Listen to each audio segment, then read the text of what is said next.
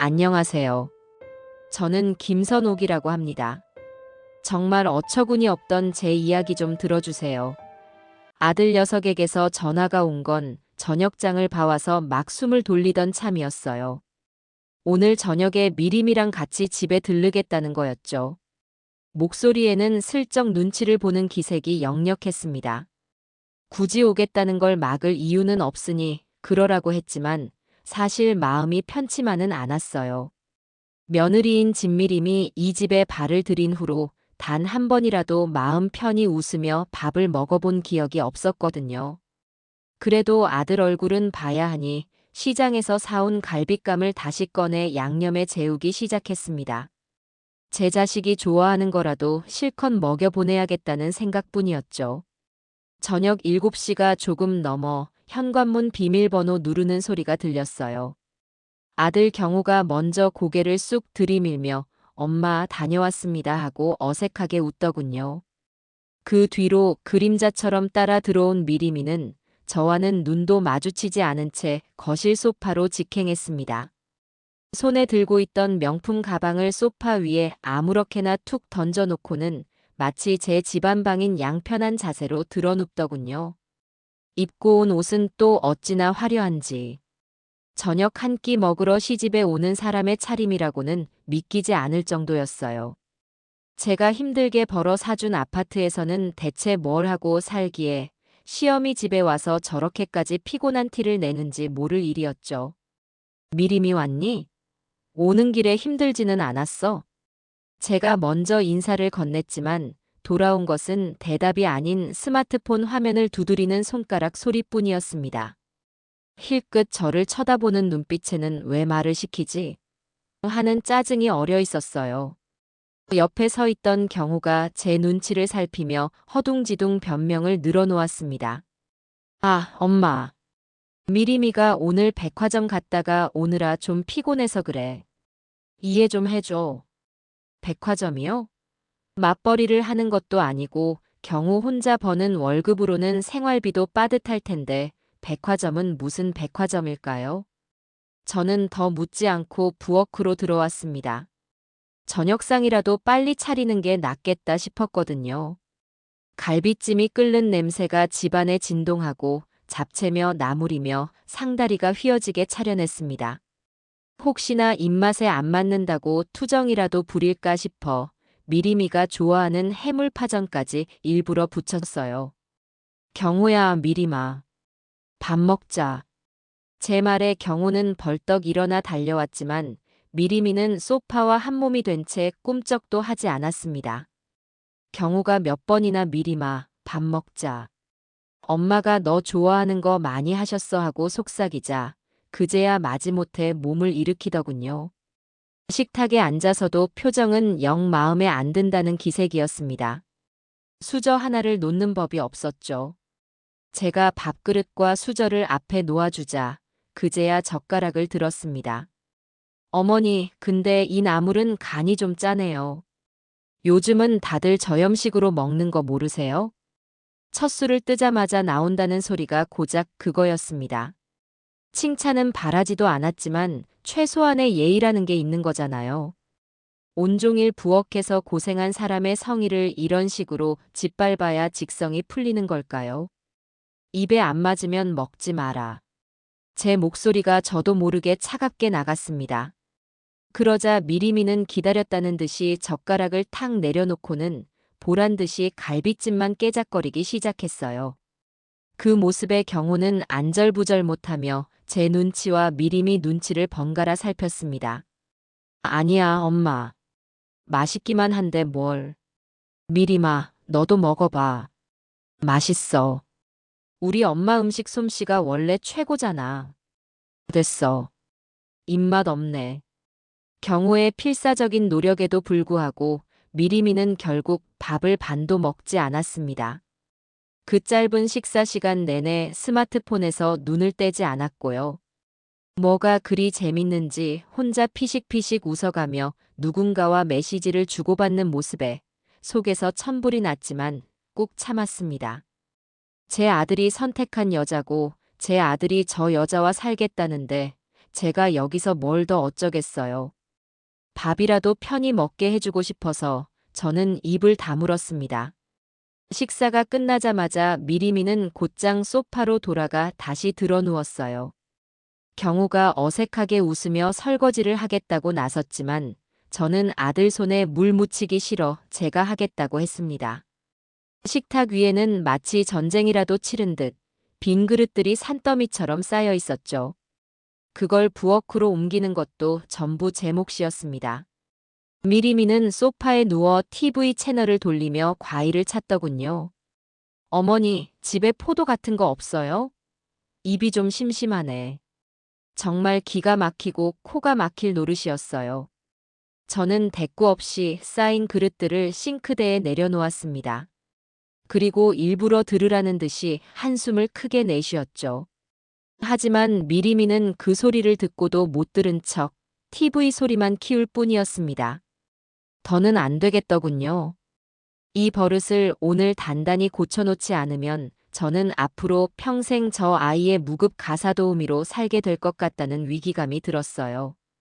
저는 손을 닦고 거실로 나가 미리미 앞에 섰습니다. 미리마. 왜요? 저기 쌓인 설거지 너랑 나랑 같이 좀 하자. 제 말에 미리미는 TV를 보던 눈을 동그랗게 뜨고 저를 쳐다봤어요. 마치 세상에서 가장 이해할 수 없는 말을 들었다는 듯한 표정이었죠. 제가요? 저걸 왜요? 그럼 저걸 나 혼자 다 하니? 너도 이 집에서 밥 먹었으면 먹은 사람이 치우는 게 당연한 거 아니야? 어머니, 저 고무장갑 없으면 설거지 못해요. 아시잖아요. 제 손톱 비싸게 관리받는 거. 기가 찼습니다. 고무장갑이요? 그게 지금 이유라고 되는 걸까요? 집에 고무장갑이 없는 것도 아니고 찾아보면 될 일 아니니. 찾아보라뇨? 그걸 왜 제가 찾아요? 그리고 요즘 세상에 누가 맨손으로 설거지를 해요? 어머니는 그런 거 신경 안 쓰실지 몰라도 저는 제 몸이 중요하거든요. 말끝마다 비수가 박혀 날아왔습니다. 저를 위하는 척하면서 은근히 저를 구시대 사람으로 몰아가는 말투. 더 이상은 참을 수가 없었어요. 어른이 말을 하면 그런 식으로 꼬박꼬박 말대꾸하는 게 아니야. 집에 와서 손 하나 까딱 안 하고 이게 무슨 경우 없는 행동이니? 제 목소리가 높아지자 미리미도 자리에서 벌떡 일어났습니다. 조금도 지지 않겠다는 듯 눈을 똑바로 뜨고 제게 쏘아붙이더군요. 제가 언제 손 하나 까딱 안 했어요? 밥 먹었잖아요. 제가 여기 밥 먹으러 왔지 일하러 왔어요? 그리고 지금 저 가르치시는 거예요? 어머니가 뭔데 절 가르치세요? 순간 제 눈앞이 하얘지는 기분이었습니다. 어머니가 뭔데? 제 귀를 의심했어요. 제가 낳은 아들과 결혼해서 제 며느리가 된 아이가 제 면전에서 어머니가 뭔데라는 말을 하고 있었습니다. 이성을 붙잡고 있던 마지막 끈이 툭 하고 끊어지는 소리가 들렸어요. 뭐라고? 너 지금 뭐라고 했니? 왜요? 틀린 말 했어요. 어머니가 뭔데 저한테 이래라 저래라 하시냐고요. 악을 쓰는 며느리의 얼굴을 보고 있는데 갑자기 시야가 흔들렸습니다. 며느리가 제게 달려들어 머리채를 움켜쥐었기 때문이었죠. 두피가 뽑혀나가는 듯한 날카로운 고통과 함께 저는 중심을 잃고 휘청거렸습니다. 제 머리카락을 한 움큼 소나기에 틀어쥔 채 며느리는 괴물처럼 소리치고 있었어요. 이딴 하찮은 설거지 때문에 사람 무시하고 네 아들 귀한 줄만 알지 남의 집 딸 귀한 줄은 모르지. 오늘 아주 끝장을 보자. 부엌에서 뒤늦게 달려나온 경호가 기겁하며 며느리를 떼어놓으려 했지만 한번 이성을 잃은 짐승을 말리기엔 역부족이었습니다. 제 머리카락은 며느리의 소나기에 잡힌 채 속수무책으로 흔들렸고 그 순간 저는 고통보다 더 지독한 얼음처럼 차가운 분노가 온몸을 지배하는 것을 느꼈습니다. 아, 끝장을 보자고. 그래, 오늘 아주 제대로 끝장을 봐주마. 두피가 통째로 뽑혀 나가는 것 같은 극심한 고통이 온몸을 꿰뚫는 순간 제 머릿속은 오히려 섬뜩할 정도로 차갑게 식어내렸습니다. 아픔이나 놀라움 같은 감정은 순식간에 증발해 버렸고 그 자리에는 오직 얼음처럼 차갑고 칼날처럼 날카로운 분노만이 남았어요. 제 머리채를 틀어쥔 며느리, 진미림의 얼굴은 분노와 증오, 그리고 천박한 승리감으로 흉측하게 일그러져 있었습니다. 제 아들 경호는 이쪽과 저쪽을 번갈아 보며 엄마, 미림아, 그만해, 둘 다 제발 그만해. 라는 무의미한 소리만 반복하며 허둥대고 있었죠.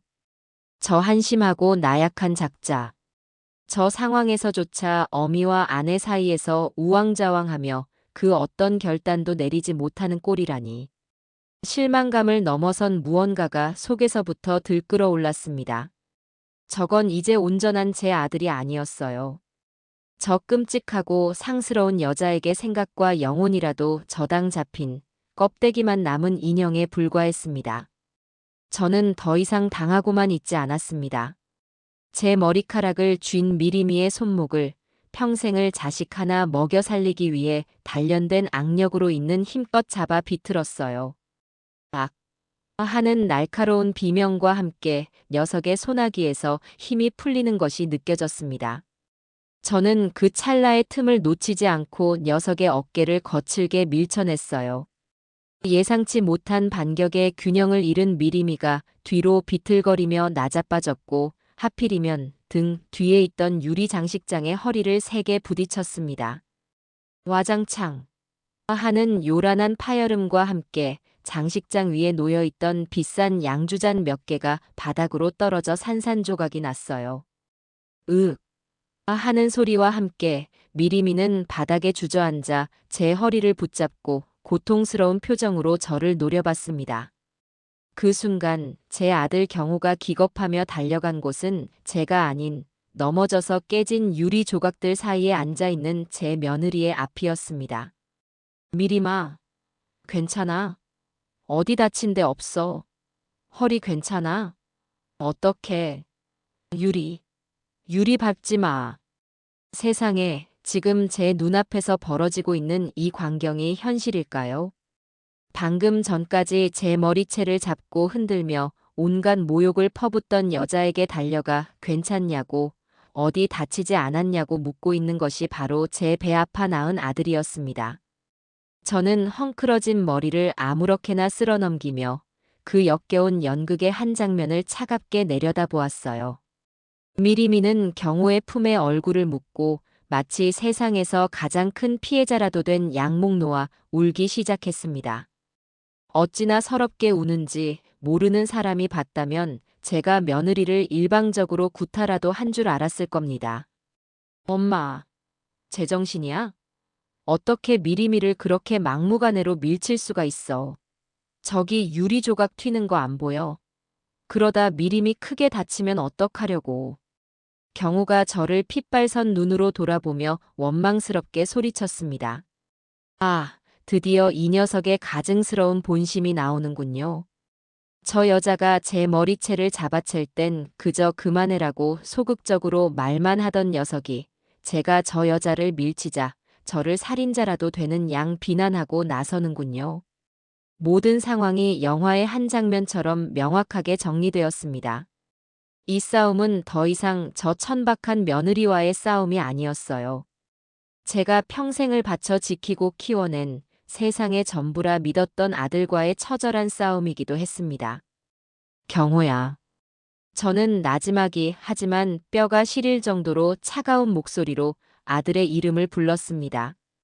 제 목소리에는 분노나 슬픔 같은 감정이 전혀 섞이지 않은 오직 차가운 경멸만이 담겨 있었어요. 너 지금 저게 무슨 짓을 했는지 두 눈으로 똑똑히 보고도 그런 말이 나오는 거니? 그치만 미리미가 아파하잖아. 그리고 엄마가 먼저 미리미 자존심 상하게 했잖아. 그러니까 미리미도 화가 나서. 자존심? 내가 저 아이의 무슨 자존심을 상하게 했지? 내가 뭘 어쨌기에 저 아이가 감히 이 어미의 머리채를 잡는단 말이냐? 네가 한번 말해봐라. 내가 오늘 이 집에서 저 아이에게 사내 진미를 차려 밥 한 끼 먹인 죄 말고 또 무슨 죽을 죄를 지었지? 네 아내의 고귀한 손톱이 상할까봐 설거지 좀 같이 하자는 말도 못하는 게 시어미의 도리더냐. 제 서슬 퍼런 추궁의 경우는 말문이 막혔습니다. 우물쭈물하며 아무 대답도 못하고 그저 입술만 달싹이고 있었죠. 제 품에 안겨있던 미리미가 그 틈을 놓치지 않고 더 큰 소리로 더 애처롭게 울기 시작했어요. 오빠 나 무서워. 어머님이 꼭 날 잡아 죽일 것 같아. 나 집에 갈래 연극이 아주 가관이었습니다. 저 가증스러운 악어의 눈물에 속아 넘어가는 제 아들의 멍청한 얼굴을 더는 보고 있을 수가 없었어요. 이경호. 저는 다시 한번 아들의 이름을 불렀습니다. 제 인내심이 바닥을 드러내고 있었죠. 너 내가 누군지 잊었니? 이 어미가 너를 어떻게 키웠는지 그새 머릿속에서 다 지워버린 게냐? 네 아비가 저 세상으로 가고 내가 너 하나 남들 보기 떳떳하게 사람 만들어 보겠다고 시장 좌판에서부터 허름한 식당 주방까지 안 해본 일이 없었다. 여자 혼자 애 키운다고 무시당하지 않게 하려고 남들한테 손가락질 받지 않게 하려고 내 모든 젊음과 인생을 너에게 쏟아부었어. 내가 왜 그렇게 살았는지 아니? 내 배 아파 낳은 자식이니까. 내 목숨보다 소중한 내 아들이니까. 그런데 너는 지금 고작 저런 가짜는 계집 하나 때문에 네 어미의 머리채가 뽑혀 나가는 꼴을 보고도 저 계집의 허리를 걱정하고 있구나. 네가 지금 누구의 편에 서야 하는지 정말 모르는 것이냐? 아니면 알면서도 모른 척하는 것이냐? 제 목소리는 조용했지만 그 안에 담긴 무게는 천근만근처럼 무거웠습니다. 경호는 제 말에 고개를 푹 숙였어요. 아무 말도 하지 못했죠. 하지만 저는 거기서 멈추지 않았습니다. 오늘 아주 뿌리까지 뽑아버릴 작정이었으니까요. 너에게 마지막으로 묻겠다, 이경호. 이 모든 상황을 두 눈으로 똑똑히 본 증인으로서 정말로 이 어미가 잘못했다고 생각하는 거니? 그렇다면 그렇다고 사내답게 똑바로 말해라. 그럼 나도 더 이상 너에게 아무런 미련도 기대도 갖지 않을 테니. 엄마, 그게 아니라. 나는 그냥. 그게 아니면 뭔데? 똑바로 말해. 네 눈에는 지금 저기서 꾀병 부리며 우는 저 계집이 더 불쌍해 보이냐? 아니면 방금 네 아내에게 머리채를 잡혔던 네 어미가 더 불쌍해 보이냐? 하나만 선택해. 저는 결국 소리를 치고 말았습니다. 경호는 제 기세에 눌려 거의 울상이 되었습니다. 미리미는 경호의 옷자락을 더욱 필사적으로 붙잡고 매달렸고요. 한참을 망설이던 경호는 결국 모기만 한 목소리로 세상에서 가장 멍청한 대답을 내놓았습니다. 둘 다 힘든 것 같아. 그 말을 듣는 순간 저는 모든 것을 포기했습니다. 기대도 미련도 아들에 대한 애틋함도. 웃음이 나오더군요. 헛웃음이었습니다. 그래, 둘 다 힘들구나. 머리채를 잡은 사람이나 잡힌 사람이나 똑같이 힘들구나. 이 얼마나 공평하고 정의로운 판단인가요? 저는 더 이상 이 녀석과 인간의 언어로 대화를 섞을 필요가 없다고 결론 내렸습니다. 저는 소파에 가서 깊숙이 몸을 묻었습니다. 그리고 다리를 꼬고 앉아 바닥에 주저앉아 있는 가련한 두 남녀를 지그시 내려다봤어요. 제 머릿속은 그 어느 때보다도 빠르고 냉정하게 돌아가기 시작했습니다. 이 둘을 어떻게 요리해야 할까?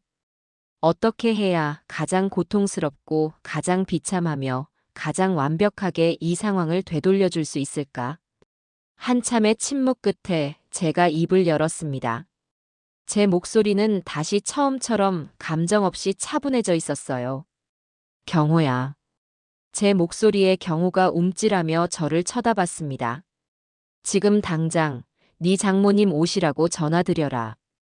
경호는 제 말의 의미를 단번에 이해하지 못하고 고개를 들었어요. 장모님은 갑자기 왜? 바보같이 되묻는 표정이었죠. 왜긴 왜야? 자식 교육을 어떻게 시켰기에 시어미 머리채를 잡는 괴물을 만들어서 남의 집에 시집 보냈는지 내가 직접 여쭤봐야겠다. 그리고 이혼 문제도 깔끔하게 상의해야지. 좋은 말로 할 때 어서 전화하지 않고 뭘 하는 게냐? 이혼이라니. 엄마, 그게 무슨 말이야? 제발 그만해. 말귀를 못 알아듣는 모양이구나. 나는 저런 물건을 내 며느리로 인정한 적도 없고 앞으로도 인정할 생각이 눈꼽만큼도 없다. 그러니 저 물건 만든 사람이 직접 와서 수거해 가야지. 어른들끼리 만나서 깨끗하게 정리하는 게 맞아. 어서 전화해. 저는 테이블 위에 놓여있던 경호의 스마트폰을 들어 아들의 손에 억지로 쥐어주었습니다. 경호는 뜨거운 감자라도 되는 양 스마트폰을 받아들고도 어쩔 줄 몰라 쩔쩔맸어요.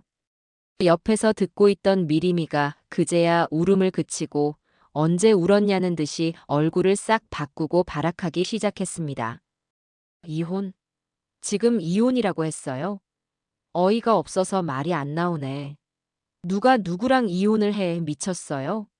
그리고 왜 우리 엄마를 불러요, 많아. 지금 나 협박하는 거예요? 협박? 그래, 듣고 보니 협박 같기도 하구나. 그러니 네 엄마 오셔서 나랑 직접 단판을 짓게 해. 네가 직접 전화하든 아니면 내 아들이 전화하게 하든.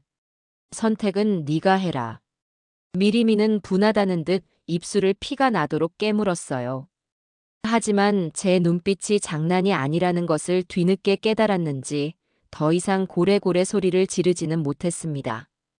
경호는 제발 그만하라는 듯한 애처로운 눈빛으로 저를 쳐다봤지만 저는 가볍게 무시했어요. 지금 이 순간 제게 아들은 없었습니다. 그저 멍청하고 나약한 한 남자가 있을 뿐이었죠. 결국 경호는 제 고집을 꺾지 못하고 파르르 떨리는 손으로 장모에게 전화를 걸었습니다. 저는 스피커폰으로 바꾸라고 명령했고 통화 내용을 전부 들었어요. 경호는 차마 제 머리채 얘기를 꺼내지는 못하고 장모님, 드릴 말씀이 있으니 지금 저희 집으로 좀 와주실 수 있으세요?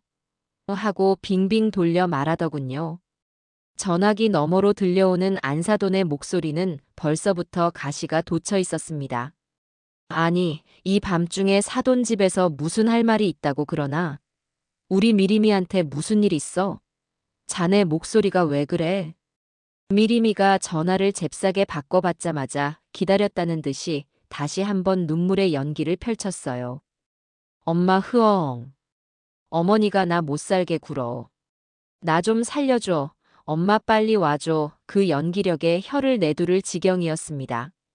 안사도는 어떤 정신나간 여자가 우리 딸을 건드려. 당장 갈 테니 딱 기다려. 소리를 지르며 전화를 끊었고 집안에는 다시 폭풍 전야의 정적이 흘렀습니다.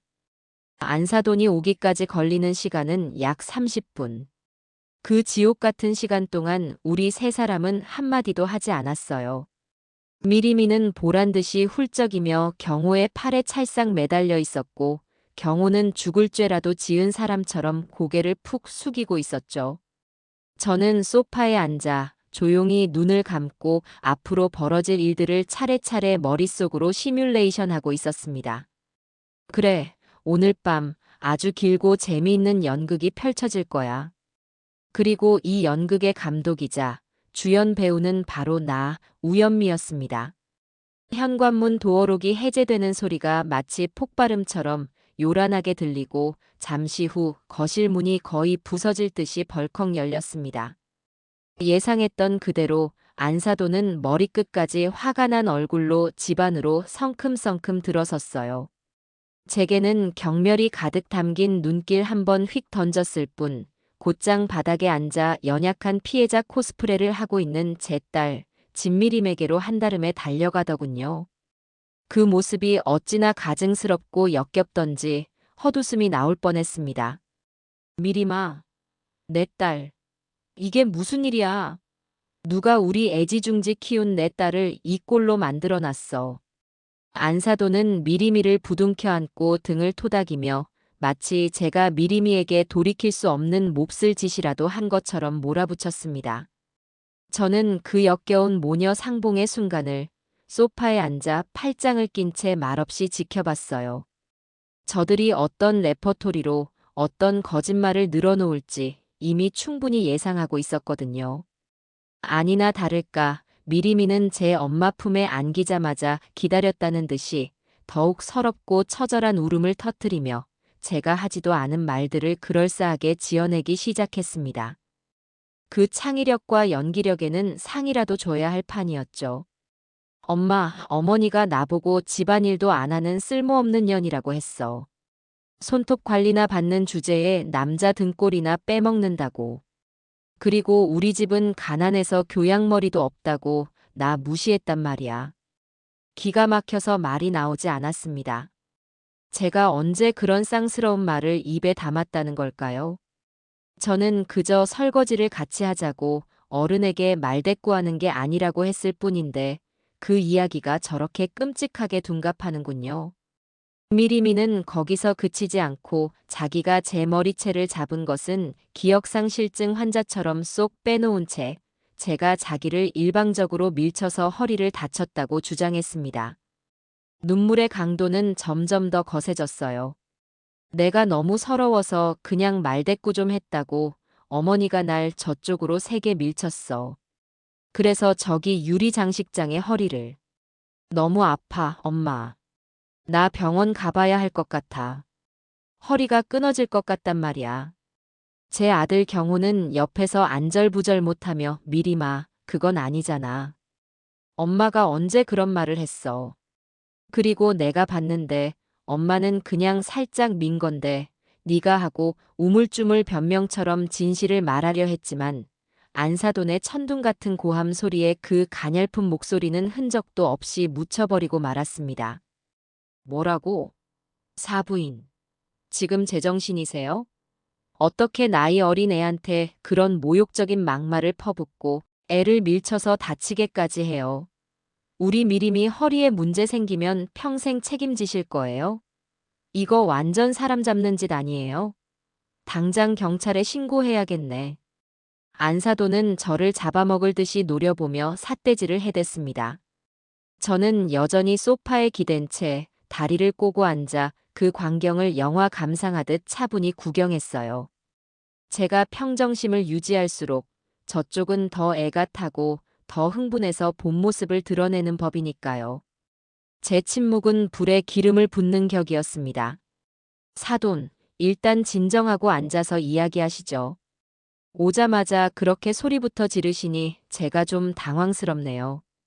여긴 사돈 집안방이 아닙니다. 제 차분하고 예의 바른 말투에 안사돈은 더욱 화가 난 듯 했습니다. 얼굴이 시뻘겋게 달아올랐죠. 지금 제가 진정하게 생겼어요? 사부인이야말로 제정신이 아닌 것 같은데. 우리 딸이 이 집안에 시집와서 얼마나 고생하고 희생하는지 아시냐고요. 매일같이 사부인 눈치 보랴, 집안일 하랴, 애가 스트레스로 말라가는 거 안 보이세요? 말라간다고요? 결혼 전보다 살이 쪄서 얼굴이 보름달처럼 둥글게 변한 게 말라가는 모습인가요? 매일같이 명품 쇼핑에 고급 에스테틱에 드나들며 제 아들 등골을 쪽쪽 빼먹는 게 희생인가요? 저는 속으로 코웃음을 쳤지만 겉으로는 온화한 미소를 잃지 않았습니다. 사돈, 미리미가 저희 집에 와서 무슨 고생을 그렇게 했는지 저는 잘 모르겠습니다. 오늘만 해도 제가 온종일 정성껏 차린 저녁상 맛있게 받아먹고 소파에 누워 과일 내놓으라고 소리치던데요. 그게 고생이라면 세상에 고생 아닌 사람이 없겠네요. 그게 다 사부인이 불편하게 하니까 그렇죠. 어떤 정신 나간 시어머니가 며느리한테 대놓고 설거지하라고 시켜요? 우리 미리미는 손에 물 한 방울 안 묻히고 곱게 자란 애예요. 시어머니가 눈 시퍼렇게 뜨고 지켜보고 있는데 어느 며느리가 마음 편히 밥 먹고 쉬겠냐고요? 사부인이 우리 미리미를 처음부터 마음에 안 들어 하셨잖아요. 제가 다 알아요. 안사돈은 이제 본격적으로 소설을 쓰기 시작하더군요. 제가 언제 미리미를 마음에 안 들어 했다는 건지. 마음에 안 드는 구석이 하늘의 별만큼 많았지만 아들 녀석의 체면을 생각해서 단 한 번도 내색한 적이 없었는데 말이에요. 제가 미리미를 마음에 안 들어 했다는 증거라도 있으신가요, 사돈? 저는 제 기억에 그런 적이 없습니다만. 증거요? 증거가 왜 없어요? 결혼할 때 예단이며 예물이며 다른 집 반이반도 안 해주셨잖아요. 우리 미림이 기죽이려고 일부러 그러신 거 아니에요? 그리고 이 아파트. 이거 원래 우리 미림이 명의로 해주시기로 철석같이 약속하셨으면서 왜 아직도 사부인 명의로 되어 있는 건데요? 우리 미림이 언제든지 길바닥으로 내쫓으려고 그러시는 거죠? 드디어 나왔습니다. 본심. 결국 이 모든 소란의 근원은 돈과 재산이었어요. 저는 실소가 터져 나오는 것을 겨우 참았습니다. 저들의 천박함과 탐욕에 온몸의 피가 차갑게 식는 기분이었습니다. 사돈, 제가 언제 이 집을 미리미 명의로 해준다고 약속했습니까? 저는 그런 약속을 한 기억이 전혀 없습니다. 그리고 예단, 예물 문제는 우리가 상견례 때 양가 합의하에 요즘 젊은 사람들처럼 허례허식 없이 간소하게 하기로 정했던 것 아니었나요? 사돈께서도 그때는 그게 합리적이라며 흔쾌히 동의하셨잖아요. 그때는 제가 사부인네 집안 형편이 어려운 줄 알고 배려해드린 거죠. 속으로는 우리 미리미만 불쌍해서 피눈물이 났다고요. 강남에 빌딩 몇 채 가진 의사 집안에서도 우리 미림이 좋다고 몸만 오라고 줄을 섰는데 제가 왜 이런 찢어지게 가난한 집에 딸을 보내서 이 고생을 시키고 이런 모욕을 당해야 하는지 모르겠네요. 강남 빌딩이요? 의사 집안이요? 제가 변호사를 통해 알아본 바로는 사돈댁은 강남 빌딩은커녕 사채 빚에 쪼들리고 있는 상황이었는데요. 저렇게 뻔뻔하고 능청스럽게 거짓말을 하는 모습에 혀를 내두를 지경이었습니다. 저런 엄마 밑에서 보고 배우며 자랐으니 진미림이 저 모양인 것도 어찌 보면 당연한 수순이었죠. 저는 그들의 추악한 연극을 충분히 감상했다고 생각했습니다. 이제 이 지긋지긋한 막장 드라마의 일막을 끝낼 시간이 온 것 같았어요. 사돈, 이야기가 자꾸 삼천포로 새는 것 같으니 본론으로 돌아가죠. 오늘 제가 사돈을 이 밤중에 부른 이유는 단 하나입니다. 저는 자리에서 일어나 안사돈과 미림이 앞에 섰습니다. 두 사람의 시선에 저는 조금도 위축되지 않았어요. 오늘 바로 1시간 전에 사돈의 귀한 따님이 제 머리채를 잡았습니다. 제 담담한 말에 안사돈의 얼굴이 순간 굳어지는가 싶더니 이내 다시 비웃는 표정으로 돌아왔어요. 그래서요? 그 얘기는 아까 들었어요. 애가 스트레스 받고 속상하면 그럴 수도 있는 거죠. 머리카락 몇 올 뽑힌 게 뭐 그리 대단한 벼슬이라고 사람을 이 밤중에 오라가라 하세요? 어른이 되셨으면 그 정도는 이해하고 너그럽게 넘어가 주실 수도 있는 거 아니에요? 정말 옹졸하시네. 이해하고 넘어가라고요? 저는 제 귀를 의심했습니다. 지금 저게 자식을 키운 어미의 입에서 나올 수 있는 말일까요? 제 딸이 시어머니의 머리채를 잡았는데 스트레스 받으면 그럴 수도 있는 일이라니. 사돈, 지금 하신 말씀 진심이십니까? 그럼 진심이지 농담이겠어요? 사부인이야말로 너무 옹졸하신 거 아니에요? 우리 미리미가 사부인한테 얼마나 잘했는데요. 어버이날마다 백화점 가서 비싼 옷 사다 바쳤죠. 생신 때마다 꼬박꼬박 두둑하게 용돈 드렸죠. 그런데 고작 머리 한번 잡았다고 이렇게까지 하시는 건 너무 심한 처사라고 생각 안 하세요? 비싼 옷이요? 전부 제 아들 카드로 할부 긁은 것들이었습니다. 용돈이요? 제가 아들 통장으로 붙여준 생활비에서 일부를 꺼내 제게 건네며 생색을 낸 것이었죠. 그 모든 것을 알고 있는 저는 저들의 위선과 거짓에 구역질이 날 것 같았습니다. 이 모녀는 인간의 탈을 쓴 기생충과 다름없었어요. 그래서 결론은 제게 사과할 마음이 눈곱만큼도 없다는 말씀이시군요. 따님이나 사돈이나. 안사돈은 팔짱을 끼고 당당하게 고개를 끄덕였습니다. 사과요? 사과는 사부인이 우리 딸한테 해야죠. 애한테 막말하고 밀쳐서 다치게 한 거 무릎 꿇고 정식으로 사과하세요. 그리고 위자료도 두둑이 준비하셔야겠어요. 우리 애가 정신적으로 너무 큰 충격을 받아서 당장 정신과 병원에 입원 치료를 받아야 할 것 같으니까. 병원비랑 위자료 합쳐서 한 5억 정도 생각하고 있으니 그렇게 아세요. 안사돈의 입에서 위자료 5억이라는 말이 나오는 순간 제 머릿속을 맴돌던 마지막 남은 이성의 끈이 툭 하고 완전히 끊어졌습니다. 그래요. 저들은 처음부터 끝까지 돈이 목적이었던 겁니다. 제 아들의 번듯한 직장, 그리고 제가 평생을 모아 이룬 재산. 그걸 처음부터 노리고 의도적으로 접근해서 어떻게든 하나라도 더 뜯어내려고 이 추악하고 역겨운 연극을 벌이고 있었던 거죠. 모든 퍼즐 조각이 완벽하게 맞춰지는 순간이었어요. 제 안에서 무언가가 완전히 폭발해 버렸습니다. 저는 더 이상 아무 말도 하지 않았습니다. 말이라는 것은 적어도 최소한의 양심과 도리를 아는 사람에게나 의미가 있는 법이니까요. 저는 그저 조용히, 아주 조용히 자리에서 일어났습니다.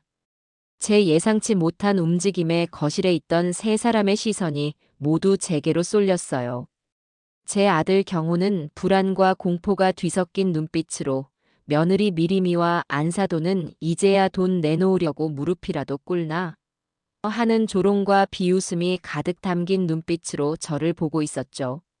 저들의 그 오만한 표정이 제 분노에 마지막 기름을 부었습니다.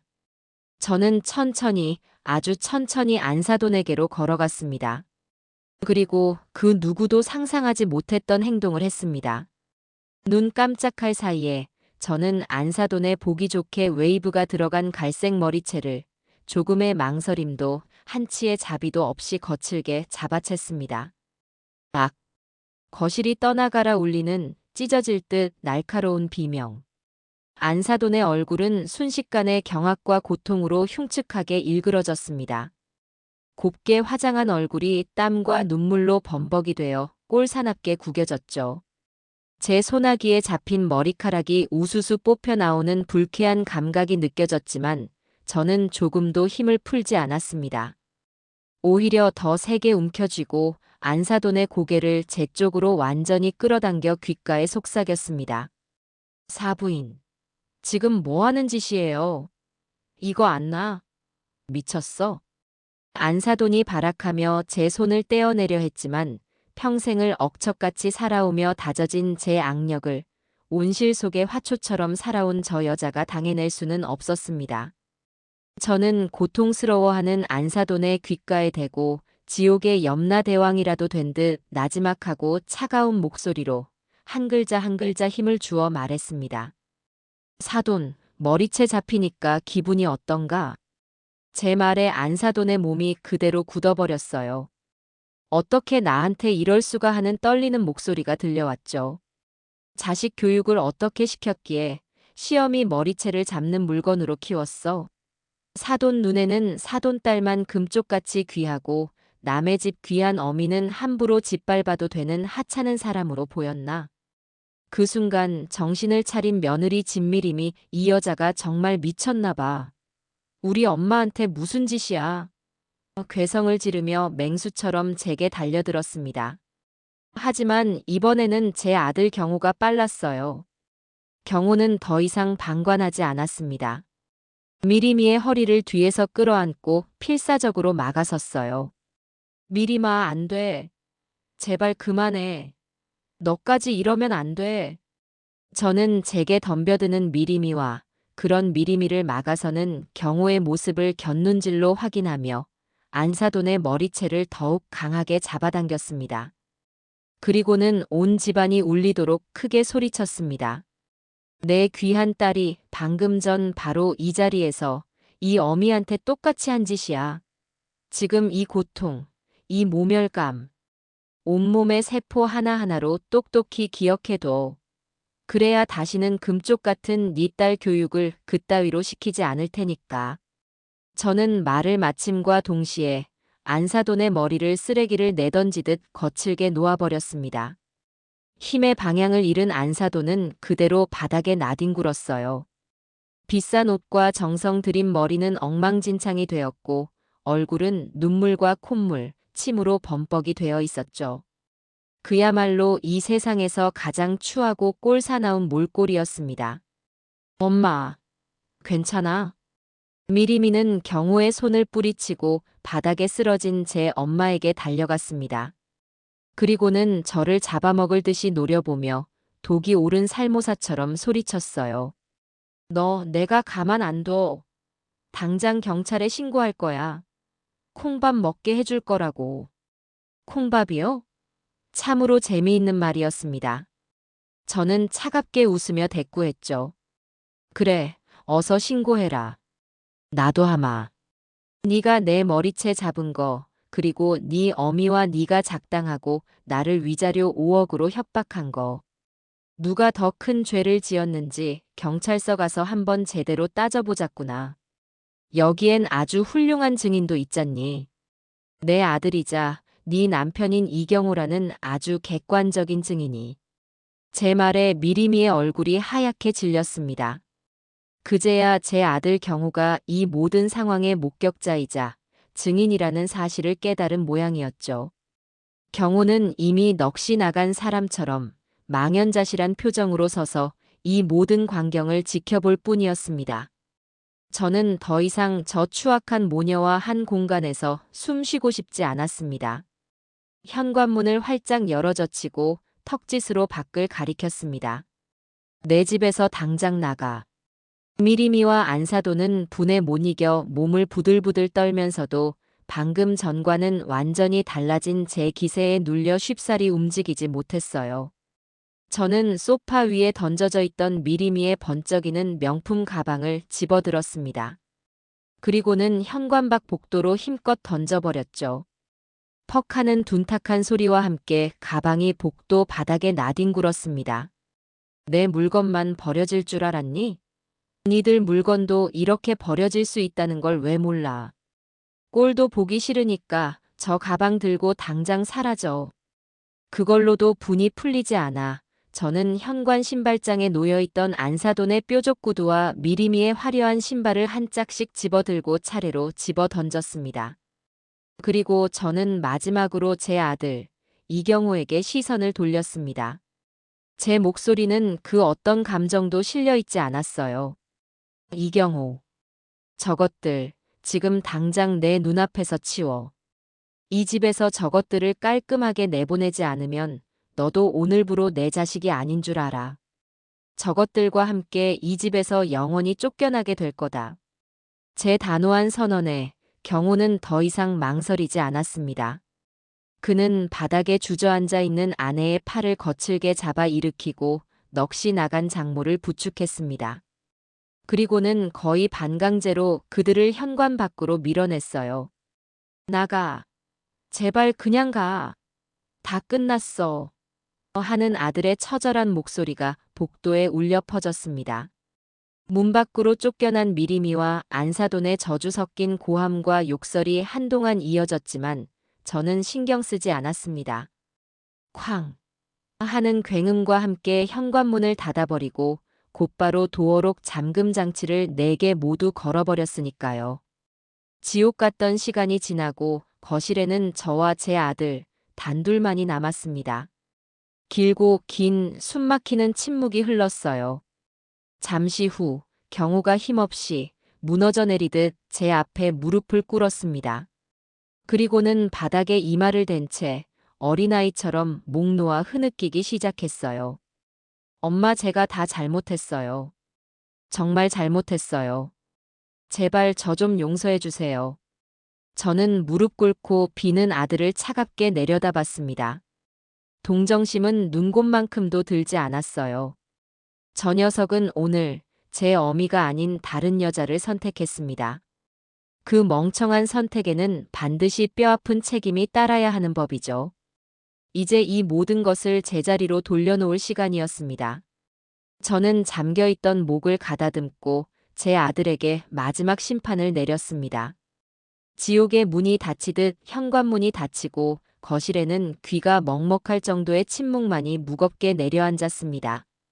방금 전까지 새 여자가 만들어낸 광기와 비명, 저주 섞인 고함 소리가 마치 검은 연기처럼 집안 구석구석에 스며들어 있는 듯했어요. 바닥에는 값비싼 양주잔이 남긴 날카로운 유리 조각과 싸움의 흔적을 고스란히 간직한 채 엉망으로 나뒹구는 쿠션들, 그리고 제 인생의 가장 큰 실패작이 되어버린 아들 경호가 있었습니다. 그 녀석은 힘없이 모든 영혼과 의지가 육체에서 빠져나간 사람처럼 제 앞에 무릎을 꿇고 있었죠. 거실 바닥에 이마를 댄 채 고장난 녹음기처럼 용서해달라는 말만 갓난 아이처럼 웅얼거렸습니다. 엄마, 제가 잘못했어요. 정말 제가 다 잘못했어요. 제발 용서해주세요.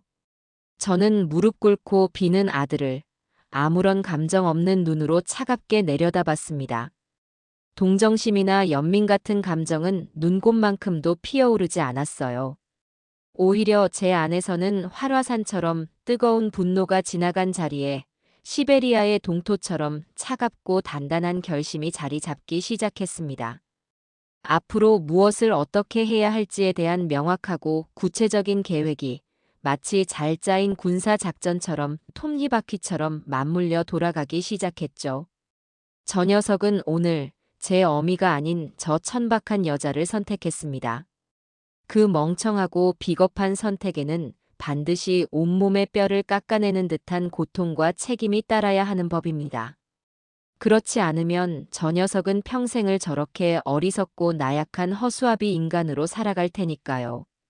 저는 소파에 깊숙이 몸을 묻고 앉아 흐느끼는 아들을 향해 입을 열었습니다. 제 목소리는 조금의 흔들림도 감정의 동요도 없었어요. 일어나라, 이경호. 경호는 제 말에 움찔하며 고개를 들었습니다.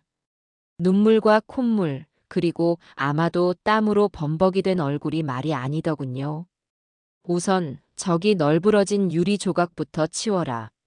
네 아내가 부수고 간 것들이니 남편인 네가 치우는 게 맞겠지.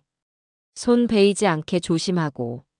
제 말에 경호는 잠시 망설이는 듯했지만 이내 말없이 부엌으로 가 빗자루와 쓰레받기를 가져와 묵묵히 바닥을 쓸기 시작했습니다. 사각사각 유리를 쓰는 소리가 거실의 침묵을 더욱 무겁게 짓눌렀어요. 저는 그 모습을 지켜보다가 다시 입을 열었습니다. 지금 네가 용서를 빌 상대는 내가 아니다. 그건 네 인생이지. 네가 좋다고 쫓아다녀서 한 결혼이었고 네가 세상에서 가장 아름답다고 믿었던 여자였으며 방금 전 네가 보여준 그 모든 비겁한 행동 또한 온전한 너 자신의 선택이었다. 그러니 그 모든 선택의 결과를 이제부터 네 스스로의 힘으로 오롯이 감당해야 할 것이다. 엄마, 제가 정말 바보였어요. 제가 어떻게 해야 할지 이제 정말 아무것도 모르겠어요. 모르겠나? 그럼 내가 알려주지. 내가 너에게 주는 마지막 기회이자 네가 다시 내 아들로 이 집의 일원으로 인정받을 수 있는 유일한 길이다. 머리가 나쁘니 잊지 않도록 똑똑히 들어라. 저는 손가락을 하나씩 펴 보이며 녀석이 앞으로 걸어가야 할 가시밭길을 하나하나 친절하게 설명해주기 시작했습니다. 제 목소리는 판사가 피고인에게 판결을 내리듯 단호하고 무자비했으며 그 어떤 타협의 여지도 없었어요. 첫째, 그 여자와 이혼해라. 어떤 변명도 조건도 협상의 여지도 없다. 최대한 빠른 시일 내에 법적으로 완벽하게 남남이 되어서 그 증거 서류를 내 눈앞에 가져와라. 그때까지는 네가 누구든 나를 엄마라고 부를 자격이 없다. 경호는 말없이 고개를 끄덕였습니다. 둘째, 이 집에서 나가라. 지금 당장. 네가 쓰던 방에 가서 네 옷가지 몇 개만 챙겨. 그 여자가 사준 물건이나 네가 그 여자에게 사준 물건들은 단 하나도 가지고 나갈 생각 마라. 모두 쓰레기통에 버릴 것이니. 앞으로 이 집은 네 집이 아니다. 네 힘으로, 네 돈으로 살 집을 구하고 네 힘으로 밥벌이를 해. 나에게 단돈 10원도 손 벌릴 생각은 꿈에도 하지 마라. 내가 너에게 주었던 모든 신용카드와 생활비 지원은 오늘부로 전부 끊긴다. 네가 이 집에서 나가 사는 동안 월세는 어떻게 낼 것이며 밥은 어떻게 해 먹을 것인지 그 막막함을 온몸으로 느껴봐라. 경호의 얼굴이 종이장처럼 하얗게 질렸습니다. 그럴 만도 하죠.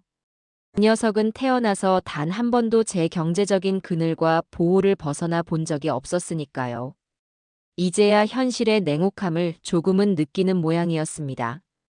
셋째, 그 여자와 완벽하게 이혼하고 네 스스로의 힘으로 온전한 사회의 구성원으로 바로 설 때까지 나를 찾아올 생각도 연락할 생각도 하지 마라. 네가 정말로 각성하고 새로운 사람으로 거듭났다고 내가 판단하기 전까지 너는 더 이상 내 아들이 아니다. 이 집의 문턱을 넘을 수도 없을 것이다. 제 말이 끝나자 거실에는 다시 얼음 같은 침묵이 흘렀습니다.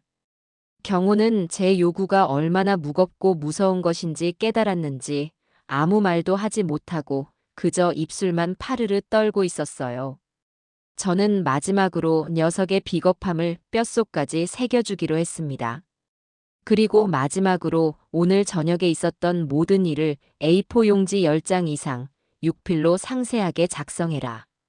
네가 본 것, 네가 들은 것, 그리고 네가 한 행동과 그때 느꼈던 감정까지 하나도 빼놓지 말고 네가 얼마나 한심하고 비겁했는지 스스로의 손으로 기록하며 반성하라는 뜻이다. 다 쓰면 변호사 사무실에 가서 공증까지 받아와. 그게 내가 너에게 요구하는 최소한의 반성문이다. 그것은 녀석에게 내리는 가장 잔인하고도 굴욕적인 형벌이었습니다. 자신의 치부를 스스로의 입과 손으로 고백하고 기록하게 만드는 것. 경호는 한참을 망설이다가 결국 모든 것을 체념한 듯 자리에서 일어나 제 방으로 들어가더군요. 잠시 후 간단한 옷까지만 챙겨 넣은 작은 배낭 하나를 메고 나왔습니다. 그 녀석이 쓰던 방 책상 위에는 진미림이 사준 비싼 시계와 옷가지들이 아무렇게나 널브러져 있었어요. 저는 그 모습을 보며 나지막이 말했습니다. 그 물건들은 네가 번 돈으로 산 것이 맞느냐? 경호는 대답 대신 고개를 떨구었습니다. 현관문이 닫히고 집안에는 완벽한 고요와 정적만이 남았습니다. 저는 산산조각 난 유리잔과 엉망이 된 거실을 치울 생각도 하지 않은 채 한참 동안이나 그 자리에 앉아 있었어요. 그리고는 조용히 제 방으로 들어갔습니다.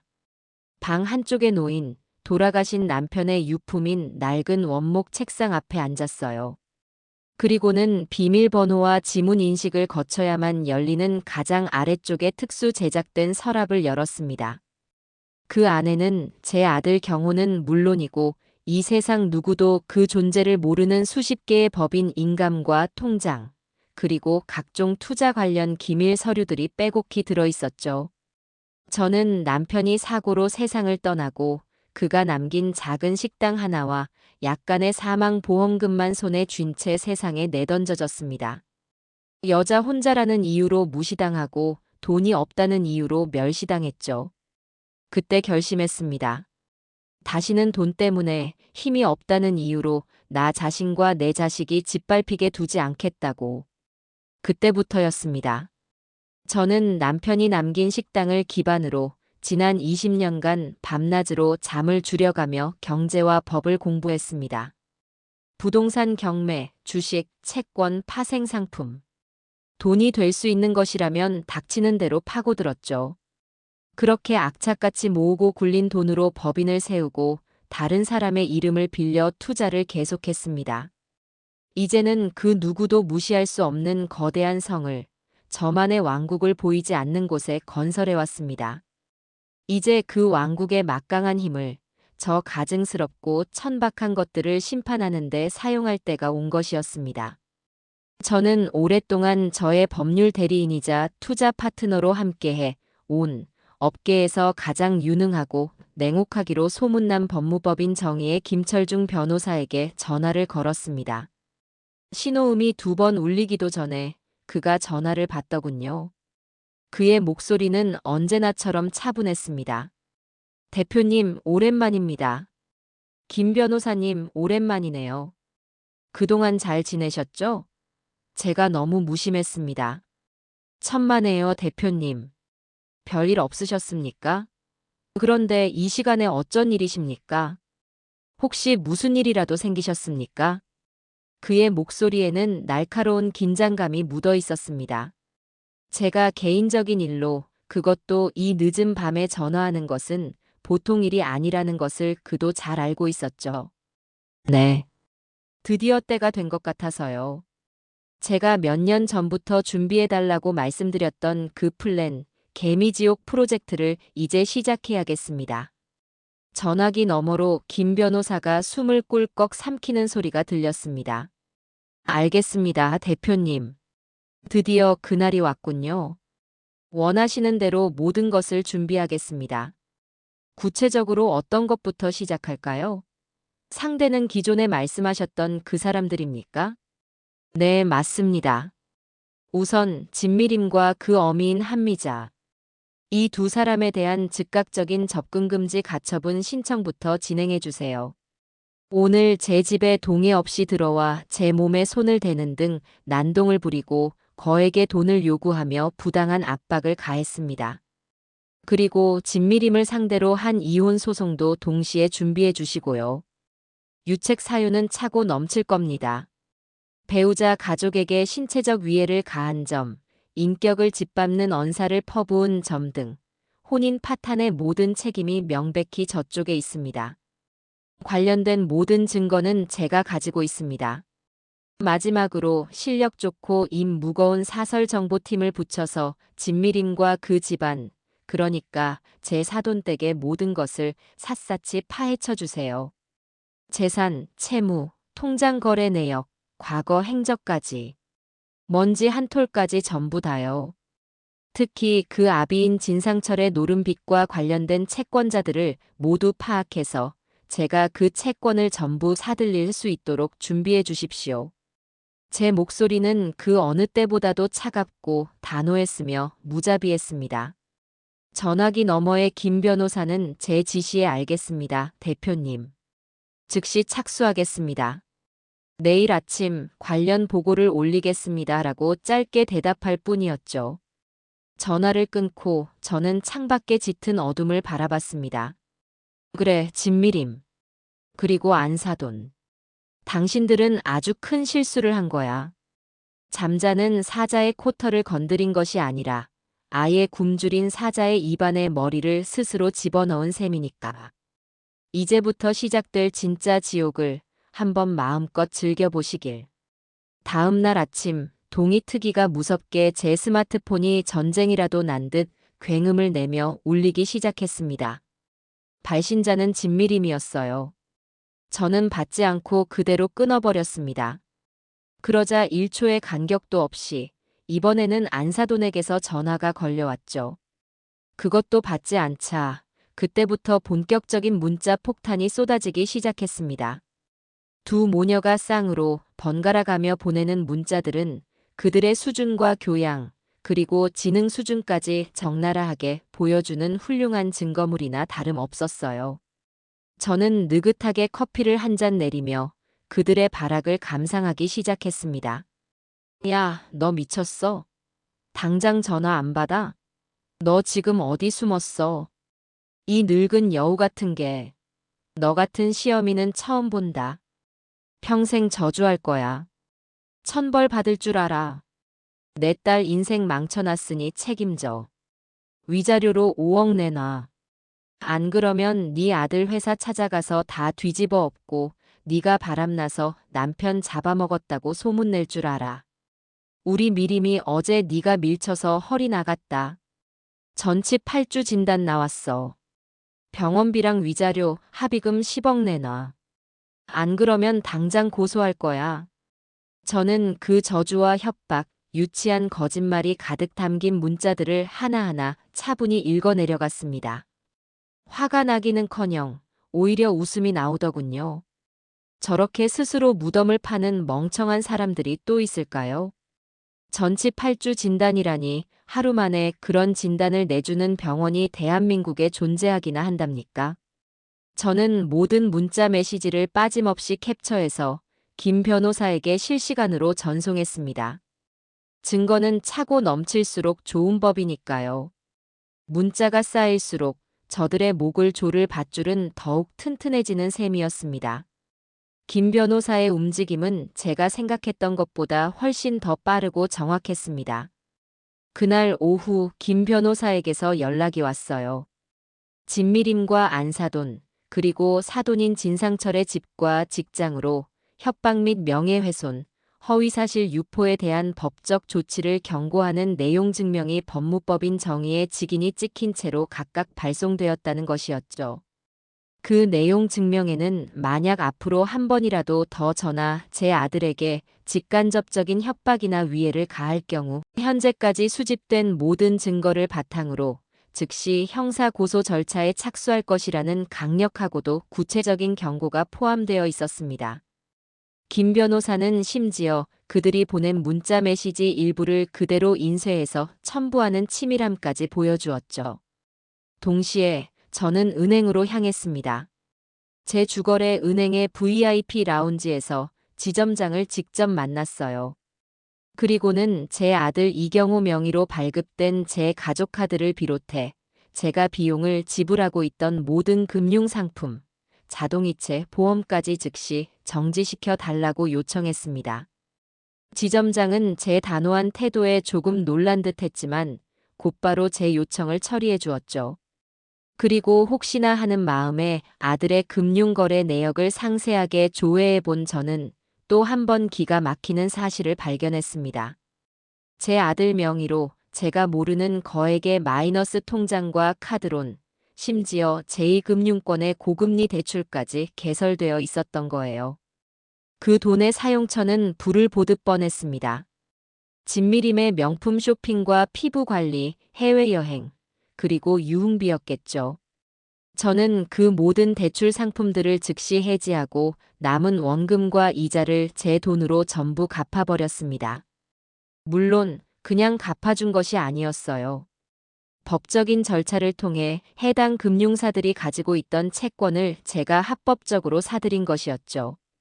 이제 제 아들과 진미림은 은행이 아닌 저에게 빚을 진 셈이 되었습니다. 이자율과 상환 방식은 오롯이 제 마음에 달려 있었고요. 그날 저녁 김 변호사에게 고용된 사설정보원의 첫 번째 보고가 이메일로 도착했습니다. 결과는 제 예상을 조금도 벗어나지 않았어요. 보고서는 아주 상세하고 구체적이었습니다. 안사돈의 입에서 나왔던 강남 빌딩은커녕 지금 살고 있는 허름한 빌라조차 보증금 1,000만 원에 월세 80만 원짜리였습니다. 그나마도 월세가 석 달이나 밀려 집주인이 명도 소송을 준비 중이라는 사실까지 적혀 있었죠. 더 가관인 것은 사돈, 즉 진미림의 아비 되는 사람이었습니다. 그는 동네에서 유명한 상습적인 노름꾼으로 이미 알려진 사채 빚만 수억 원에 달했어요. 진미림의 앞으로도 정체불명의 대출금이 상당했고요. 그들은 애초에 제 아들의 번듯한 직장과 저의 재산을 보고 딸을 이용해 취직을 시켜 인생 역전을 노리고 계획적으로 접근했던 겁니다. 상견례 때 늘어놓았던 그 모든 화려한 거짓말들이 그들의 탐욕과 사기 행각을 증명하는 완벽한 증거였죠. 정보원은 안사돈이 동네 부녀회 사람들과의 단체 대화방에서 제 아들을 유명 IT 기업 오너의 외아들이자 후계자라고 떠벌리고 다니며 곧 강남의 타워 팰리스로 이사 갈 것이라고 자랑한 대화 내용까지 캡처해서 보내왔습니다. 저는 정보원에게 그들의 과거 사기 행각이나 채무 관계의 구체적인 피해자들을 최대한 찾아내 달라고 지시했어요. 단순히 돈을 떼인 사람뿐만 아니라 그들의 거짓말로 인해 정신적, 물질적 피해를 본 모든 사람들을요. 이 싸움은 단순히 저와 저 모녀의 싸움으로 끝나지 않을 겁니다. 저들에게 당했던 모든 사람들의 억울함과 분노까지 제가 대신해서 몇십 배로 갚아줄 생각이었습니다. 내용 증명을 받은 후로 며칠간 며느리와 안사돈의 연락은 거짓말처럼 뜸해졌습니다. 아마 법무법인 정의라는 이름값에 덜컥 겁을 집어먹었겠죠. 하지만 그들의 탐욕과 어리석음이 그렇게 쉽게 사그라들 리 없었습니다. 그들은 제게 직접 연락하는 대신 그들의 유일한 동아줄인 제 아들 경우를 들들 볶기 시작했어요. 경우가 겨우 구한 작은 오피스텔로 매일같이 찾아가 문을 두드리며 돈을 내놓으라고 소리를 지르고, 심지어는 경우가 새로 구한 아르바이트 자리까지 찾아가 행패를 부린다는 소식이 들려왔습니다. 저는 그 모든 상황을 김 변호사가 보낸 사람을 통해 실시간으로 보고받으면서도 아무런 조치도 취하지 않았습니다. 경우가 스스로 이 지옥을 겪고 깨닫고 자신의 의지로 벗어나야만 했으니까요. 제가 개입하는 순간 저 녀석은 다시 제 그늘 뒤로 숨어버릴 테고, 그러면 아무것도 바뀌지 않을 테니까요.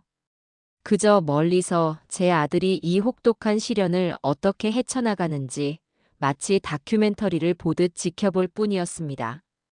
제게는 피가 마르는 듯한 시간이었지만 제 아들이 진짜 어른으로 다시 태어나기 위해 반드시 필요한 성장통이라고 믿었습니다.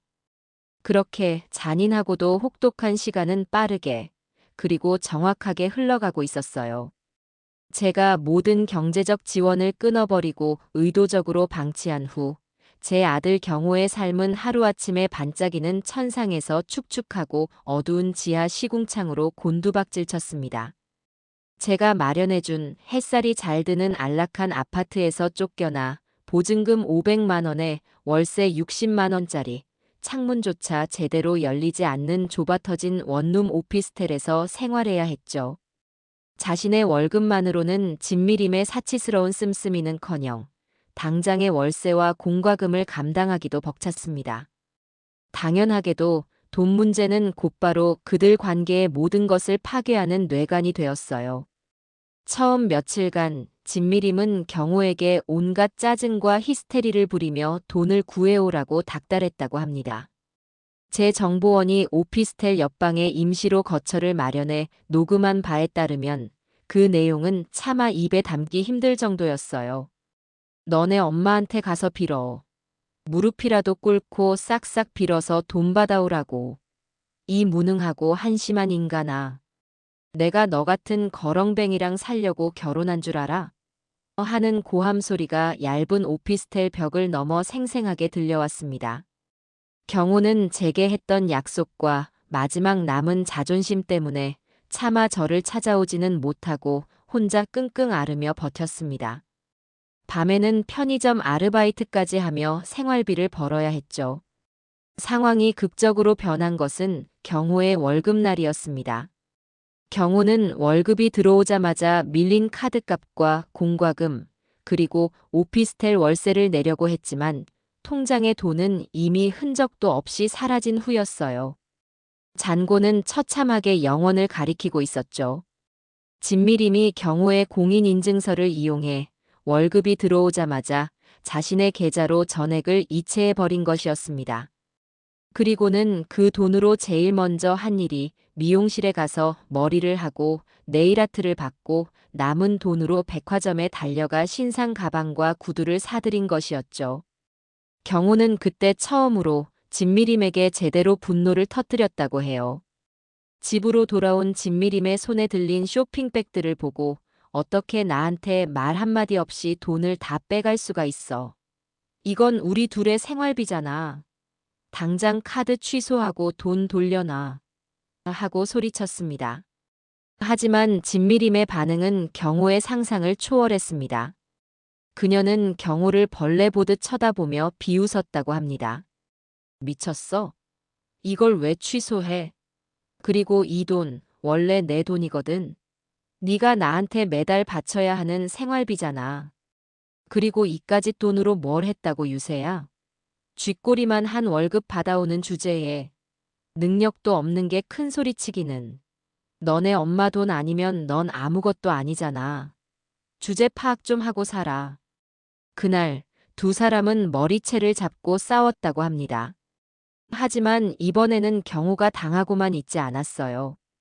진미림의 손을 뿌리치고 그녀가 사온 쇼핑백들을 창문 밖으로 던져버렸다고 합니다. 경호는 그때 처음으로 자신이 얼마나 어리석었고 얼마나 끔찍한 괴물과 한 집에 살고 있었는지를 뼈저리게 깨달았다고 했어요. 자신이 그동안 순수한 사랑이라고 믿었던 모든 것이 사실은 돈과 배경을 보고 접근한 교묘하고 추악한 연극에 불과했다는 것을 인정한 것이죠. 그날 이후로 경호는 조용히 그리고 치밀하게 이혼과 복수를 준비하기 시작했습니다. 자신의 스마트폰에 녹음 기능을 켜두는 것부터 시작해서요. 결정적인 사건은 그로부터 일주일 뒤에 터졌습니다. 더 이상 경호에게서 빼먹을 돈이 없다고 판단한 진미림이 경호의 이전 직장으로 찾아간 겁니다. 점심시간에 맞춰 회사 로비로 찾아온 진미림은 동료들과 함께 나오는 경호를 발견하자마자 다짜고짜 달려들어 뺨을 때리며 소리를 질렀습니다. 이경호, 이 나쁜 사기꾼 자식아. 너 나 몰래 돈 빼돌렸지. 당장 돈 내놔. 너네 엄마가 시켰지? 너네 엄마랑 짜고 나 바보 만들고 버리려는 거지. 내가 그렇게는 못하지. 다 같이 죽자. 수많은 동료들과 회사 사람들이 지켜보는 앞에서 진미림은 경호를 못된 사기꾼으로 몰아세우며 온갖 욕설과 막말을 퍼부었습니다. 경호는 창피함과 모멸감에 얼굴도 들지 못했죠. 그 끔찍한 소동은 보안 요원들이 출동하고 나서야 겨우 마무리되었습니다. 그날 경호는 회사에 사직서를 제출했다고 해요. 더 이상 그곳에서 얼굴을 들고 동료들을 마주할 자신이 없었던 것이죠. 그 일은 제 정보원을 통해 그리고 경호의 부서장이었던 제 남편의 오랜 친구를 통해 제 귀에도 들어왔습니다. 저는 가슴이 찢어지는 것 같았지만 여전히 움직이지 않았습니다. 아직 때가 아니었으니까요. 그리고 바로 다음 날 진미림은 마지막 발악을 했습니다. 경호가 잠든 사이에 경호가 유일하게 비상금으로 가지고 있던 예금 통장과 도장을 훔쳐서 사라져버린 겁니다. 그 통장에는 경호가 결혼 전부터 대학 시절 아르바이트를 하며 한 푼 두 푼 차곡차곡 모아온 3천만 원이라는 피 같은 돈이 들어있었죠. 아침에 일어나 텅 빈 집과 그동안 고마웠다. 이 무능한 놈아. 이 돈은 내 위자료로 생각할게 라는 조롱 섞인 쪽지, 그리고 사라진 통장을 발견한 경호는 그 자리에 주저앉아 한참을 소리도 내지 못하고 울었다고 합니다. 그날 저녁 살아있는 송장 같은 모습의 아들이 제 집 현관문 앞에 서 있었습니다. 불과 한 달 만에 본 아들의 모습은 처참하기 그지없었어요. 한때 듬직했던 어깨는 축 처져 있었고 뺨은 수척하게 말라 있었으며 초점을 잃은 눈은 퀭하게 들어가 있었습니다. 온몸에서는 지독한 절망과 패배의 냄새가 났습니다. 아들은 아무 말 없이 제 앞에 낡은 서류 봉투 하나를 내밀었어요. 봉투 안에는 진미림의 온갖 만행이 담긴 증거 자료들이 빼곡하게 들어 있었습니다. 진미림이 자신을 괴롭히고 협박했던 수십 개의 대화 녹음 파일, 자신의 월급을 빼돌린 계좌 이체 내역, 회사 로비에서 행패를 부리던 장면이 찍힌 동료의 휴대폰 영상, 그리고 마지막으로 집을 나가며 남긴 그 쪽지까지. 이 녀석은 혼자만의 힘으로 이 지옥 같은 싸움을 끝내기 위한 무기를 모으고 있었던 겁니다. 엄마, 제가 정말 지독한 바보였습니다. 제 눈과 귀를 막고 괴물인 줄도 모르고 제 모든 것을 내줬습니다. 아들은 제 앞에 무릎을 꿇고 참아왔던 눈물을 터뜨렸습니다. 하지만 이번의 눈물은 지난번의 나약한 눈물과는 달랐어요. 그 안에는 깊은 후회와 뼈를 깎는 반성, 그리고 분노가 담겨 있었습니다. 이제야 전부 알겠습니다. 엄마가 왜 저를 이 지옥으로 밀어 넣으셨는지. 저 진미림 용서할 수가 없어요. 제 인생을 망가뜨린 저 여자를 제 손으로 완벽하게 끝내고 싶습니다. 엄마, 저 좀 도와주세요. 저는 말없이 아들을 일으켜 세웠습니다. 그리고 녀석이 내민 증거 자료 봉투를 단단히 손에 쥐었죠. 제 아들은 세상에서 가장 비싼 수업료를 내고 혹독한 대가를 치르고 나서야 비로소 애벌레의 껍데기를 찢고 진짜 어른으로 다시 태어나고 있었습니다. 저는 녀석의 어깨를 강하게 두드리며 말했습니다. 잘 생각했다. 아주 잘 견뎌냈어. 이제부터는 혼자가 아니야. 이 어미가 네가 가는 길을 함께 가주마. 저것들이 우리에게서 빼앗아간 모든 것을, 아니 그 이자와 지옥에서의 고통까지 합쳐서 모조리 되찾아올 것이다. 아주 처절하고 아주 완벽하게. 제 말에 아들의 텅 비었던 눈에서 새로운 빛이 타오르기 시작했습니다. 그것은 더 이상 나약한 분노가 아닌 모든 것을 바로잡겠다는 단단한 의지의 불꽃이었어요. 길고 길었던 반격의 서막이 끝나고 이제 저 오만하고 추악한 것들에게 심판을 내릴 시간이 다가오고 있었습니다. 제 아들 경호가 지옥의 문턱에서 스스로의 의지로 걸어 나온 그날 이후 우리의 시간은 빠르고 정밀하며 무자비하게 움직이기 시작했습니다. 더 이상의 망설임이나 불필요한 감정 소모는 사치였어요. 복수라는 차가운 요리를 식탁 위에 올리기 위해서는 그 어떤 사사로운 감정도 배제해야만 했습니다. 저와 경호, 그리고 제 오랜 법률 대리인이자 이 싸움의 선봉장인 김철중 변호사는 한 팀이 되어 저 가증스럽고 추악한 것들의 숨통을 완전히 끊어놓기 위한 마지막 계획을 점검하고 즉시 실행에 옮겼습니다. 며칠 뒤 저는 경호와 함께 김 변호사의 사무실, 그 거대한 회의용 테이블에 마주 앉아 있었죠. 강남이 한눈에 내려다 보이는 통유리창 너머의 화려한 풍경이 마치 우리가 곧 쟁취하게 될 승리를 예고하는 듯 했습니다. 테이블 위에는 앞으로 벌어질 전쟁의 지도이자 무기가 될 서류들이 산더미처럼 쌓여 있었습니다. 김 변호사는 금태 안경을 고쳤으며 최종적으로 완성된 수백 페이지에 달하는 소장을 우리 앞에 내밀었습니다. 그 무게감만으로도 상대의 영혼을 짓누를 듯한 물건이었죠. 대표님, 그리고 이경호 씨, 확인해 보시죠. 피고 진미림을 상대로 한 이혼 및 손해배상 청구 소송장 최종본입니다. 그 두꺼운 서류 뭉치를 넘겨보는데 제 손이 떨리기는커녕 오히려 기묘한 희열과 함께 차가운 평온함이 온몸을 감쌌습니다. 소장의 내용은 가히 살인적이었습니다. 단순한 감정의 토로가 아닌 법과 증거로 완벽하게 조립된 하나의 거대한 성벽이었죠.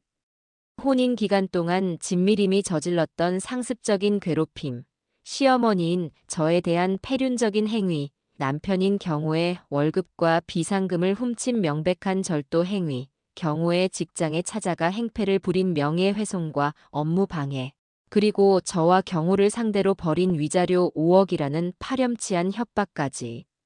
진미림의 모든 만행이 날짜와 시간, 장소, 그리고 그에 부합하는 구체적인 증거 자료의 목록과 함께 낱낱이, 그리고 집요하게 기록되어 있었어요. 경호가 자신의 피와 눈물로 작성하고 변호사의 공증까지 받아온 반성문, 수십 개에 달하는 통화 및 대화 녹음, 파일, 진미림의 사치를 증명하는 수년치의 신용카드 거래 내역서, 경호의 비상금을 빼돌린 은행 거래 내역서, 경호의 직장 동료들이 제출한 구체적인 사실 확인서와 로비 CCTV 영상 캡처, 그리고 제가 캡처해 둔 저주와 협박이 담긴 문자 폭탄까지. 그야말로 빼도 박도 못할 증거의 산이었습니다. 김 변호사의 유능한 팀은 이 모든 증거를 법률적으로 가장 효과적인 방식으로 배열하고 각 증거가 입증하는 피고의 유책 사유를 명확하게 적시했습니다. 이번 소송의 핵심은 단순히 이혼을 하는 것이 아닙니다. 김 변호사가 낮은 목소리로 설명했어요. 그의 눈빛은 승리를 확신하는 사냥개처럼 번뜩였습니다. 진미림 씨를 혼인 파탄의 원인을 100% 제공한 완벽한 유책 배우자로 만들어 위자료는커녕 단 한 푼의 재산 분할도 받지 못하게 하는 것이 저희의 첫 번째 목표입니다. 그리고 두 번째 목표는 혼인 기간 동안의 기망 행위와 사기, 부당한 신체적 침해, 협박으로 인해 원고들이 입은 정신적, 물질적 피해에 대한 막대한 손해배상금을 청구하는 것입니다. 아마 저쪽에서는 소송장을 받아드는 순간 평생 구경도 못 해본 금액에 압도되어 제대로 된 대응조차 하기 힘들 겁니다.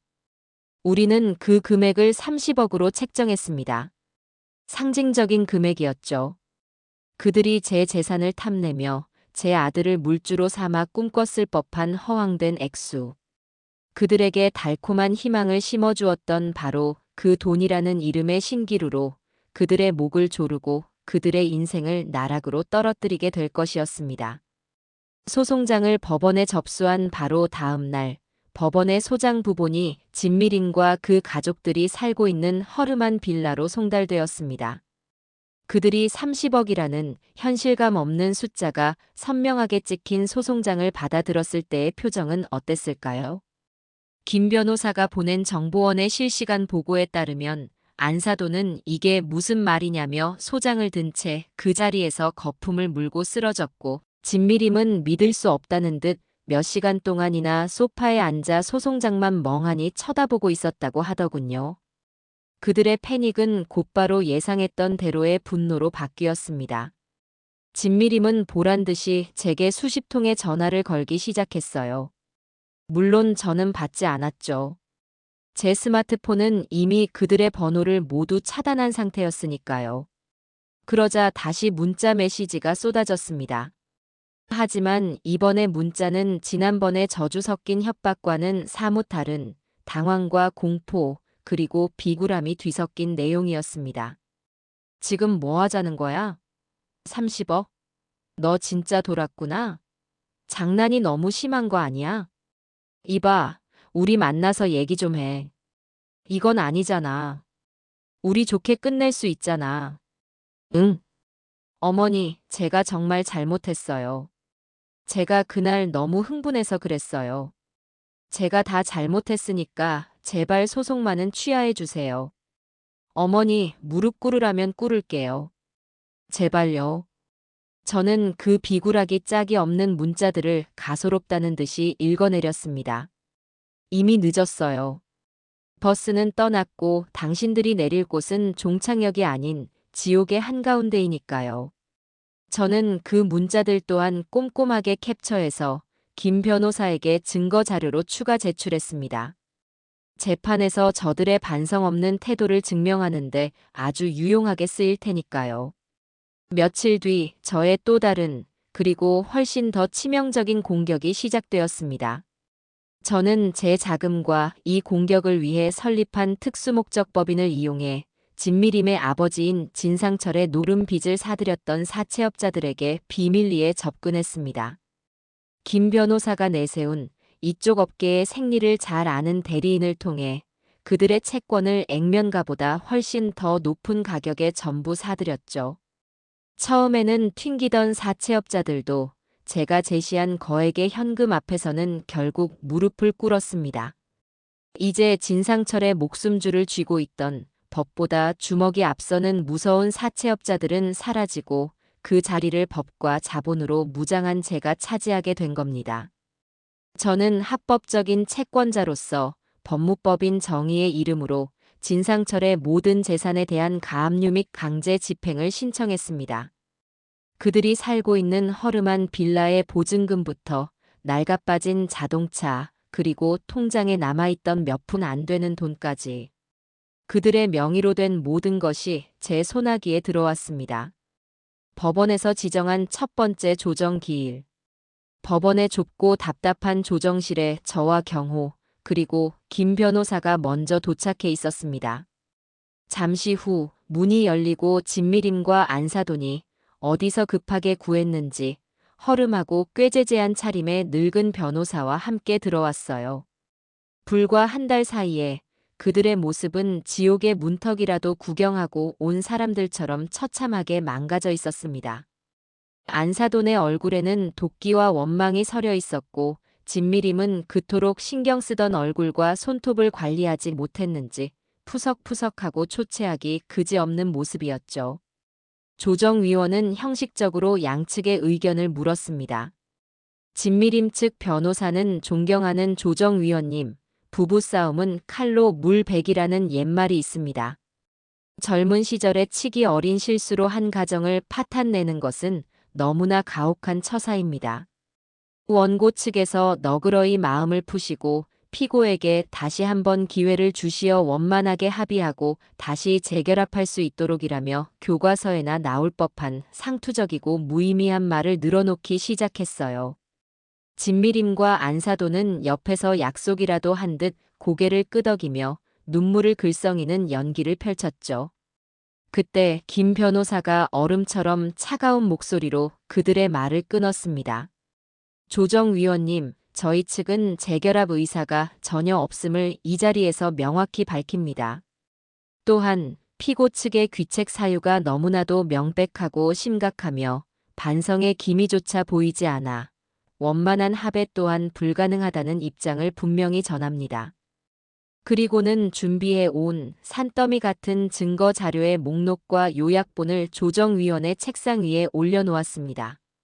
이것은 피고 진미림 씨가 혼인 기간 내내 원고 이경호 씨와 시어머니인 우연미 여사에게 행한 상습적인 악행에 대한 증거 자료입니다. 녹취 파일만 수십 개에 달하며 그 내용은 차마 이 자리에서 모두 재생하기 어려울 정도로 끔찍합니다. 이것은 피고가 남편의 월급과 비상금 약 3천여만 원을 훔쳐 자신의 사치를 위해 사용한 은행 거래 내역서입니다. 그리고 이것은 시어머니의 머리채를 잡는 폐륜을 저지르고 그 어미와 함께 거액의 돈을 요구하며 피해자들을 협박한 증거입니다. 조정위원님, 이런 상황에서 어떻게 원만한 합의가 가능하겠습니까?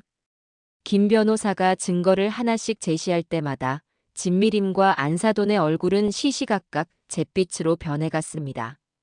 그들의 늙은 변호사는 제대로 된 반박 한 번 하지 못하고 그게 저하며 안절부절 못했죠. 조정위원은 길게 한숨을 내쉬며 진미림 측을 향해 말했습니다. 피고 측, 이 증거들을 보니 조정이 쉽지 않겠는데요. 원고 측의 입장이 상당히 강경합니다. 재산분할과 위자료를 모두 포기하고 깨끗하게 이혼하는 것으로 합의하시는 게 어떻습니까? 그게 피고에게는 최선의 선택으로 보입니다만. 진미림과 안사돈이 동시에 자리에서 벌떡 일어나며 발악했습니다. 말도 안 돼. 우리가 왜 위자료도 못 받고 이혼을 해. 절대 못해. 죽어도 못해. 저는 그 순간 지금까지 침묵을 지키고 있다가 조용히 입을 열었습니다. 제 목소리는 낮고 조용했지만 조정실 안의 모든 사람들의 귀에 선명하게 박혔습니다. 조정위원님, 저는 합의할 생각이 전혀 없습니다.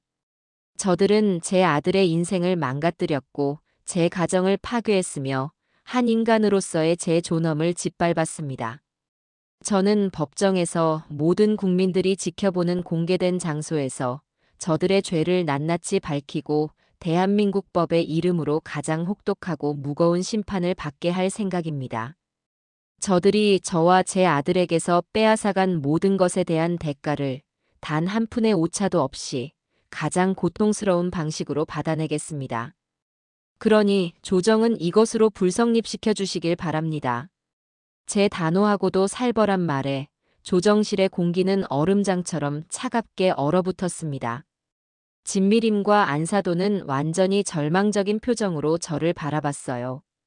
그래요, 이제 시작일 뿐입니다. 당신들이 앞으로 맛보게 될 진짜 지옥은 아직 그 입구조차 보여주지 않았으니까요.